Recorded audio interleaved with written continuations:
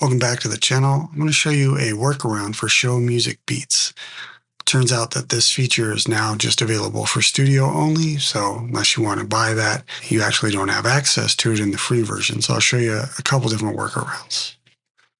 So over here in the Fairlight page, right next to our flags and markers, there's this little waveform line. This is called Transient Detection. If we turn that on, nothing really happens. But if we look over here by our track controls, we now have a Transient Detection icon down below. If we click on that, it'll turn bright green. And if we zoom in, you can see we get black bars or marks for the transients. And then you can use your cursor keys and it'll stop on each of those transients.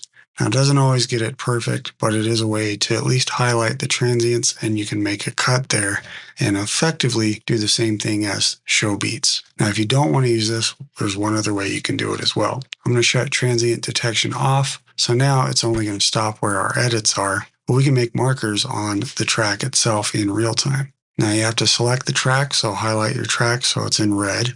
And then as it plays, you're going to hold down Command and M to the beat wherever you want a marker to be placed. So I'm going to play it and do that in real time.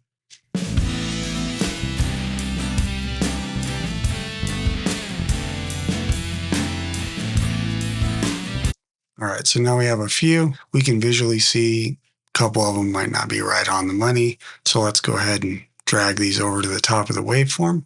So it's not going to work as nice as, say, show beats, since it's going to do it with little AI assistance, but this will work in a pinch. So now we have these markers, and if we hold shift and our cursor keys, it'll stop at each marker. We can make a cut.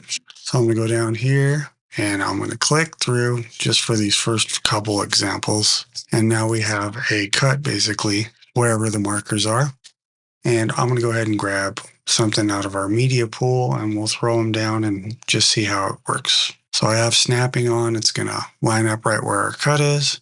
I'll grab another one.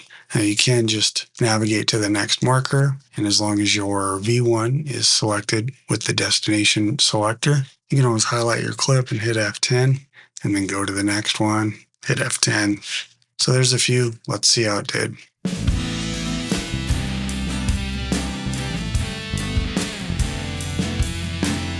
So a good workaround if you don't have the studio version.